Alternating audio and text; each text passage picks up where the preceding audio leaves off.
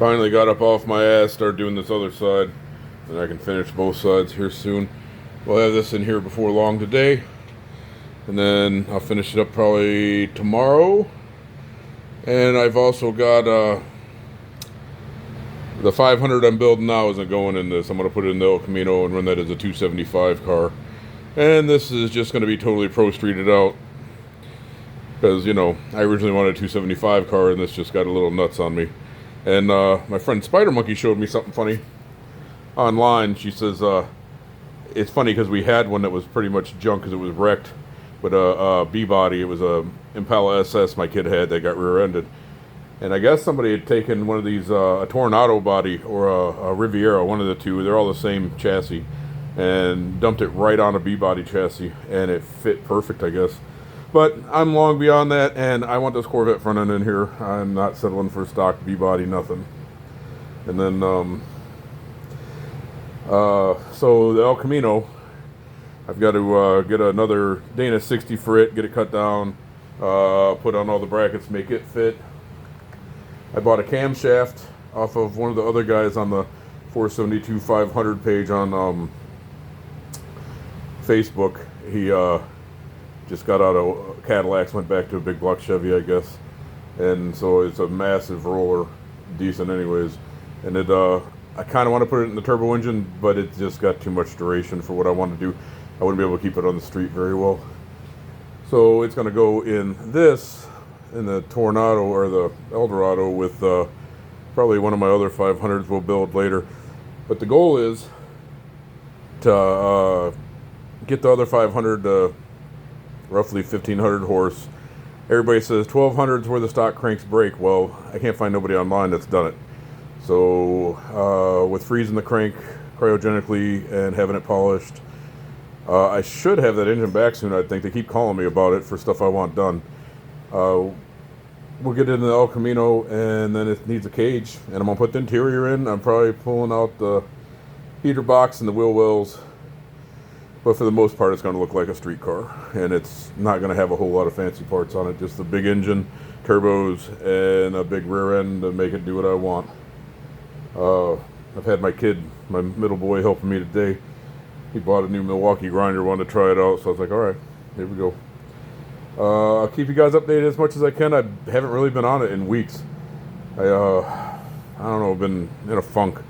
But I'm coming out of it. My boy wants to build a LS for his Impala, so we're going to probably go over that too. And then, I don't know, it's just where we're at today. You know, like, subscribe, whatever you want. Holler at me. Oh, and I decided not to do blow-through carburetors because I'm going to fuel inject it. I'm carbureted out. I've rebuilt 4 carburetors here recently, and I'm done looking at carburetors. I want fuel injection. I know that much. I'm done dealing with them. Fuel injection is the way to go, and I'm debating on one of two ways. Either it's going to be, now Holley's the only one that offers the 2 throttle bodies with that you can join together, because at 1,500 horse, the Phytech's got one that'll go to 1,200. It'll work for a bit, but I want to be at 1,500, and it's just not going to do what I want it to do. And then the other problem I foresee is, I mean, I could run 2 throttle bodies, especially on the intake I got, but there's a lot of stuff I got to do that intake to make it work right, which I'm probably going to do anyways, but we'll see. I think what I want to do is weld injector buns in the intake and then run 2 1,000 CFM throttle bodies on it. And then, I don't know, probably run like 100 to 150 pound injector, somewhere in that range. We'll see. We'll get on a calculator, figure out what it's going to need.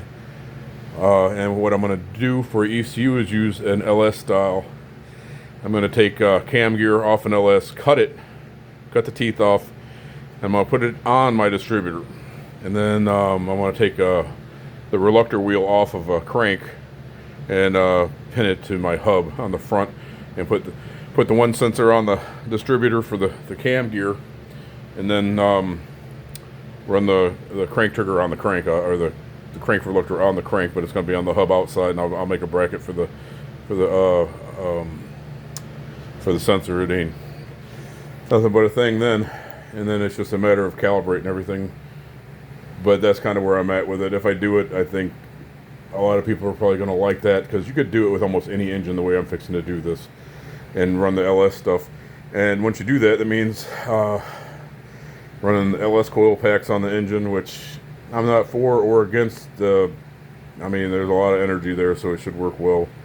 And then, I don't know, let me get that far. We'll see what happens. Like I said, they should have the engine back soon. I'm thinking within at least the next 30 days. I thought I was going to have it back about 2 weeks ago, but no.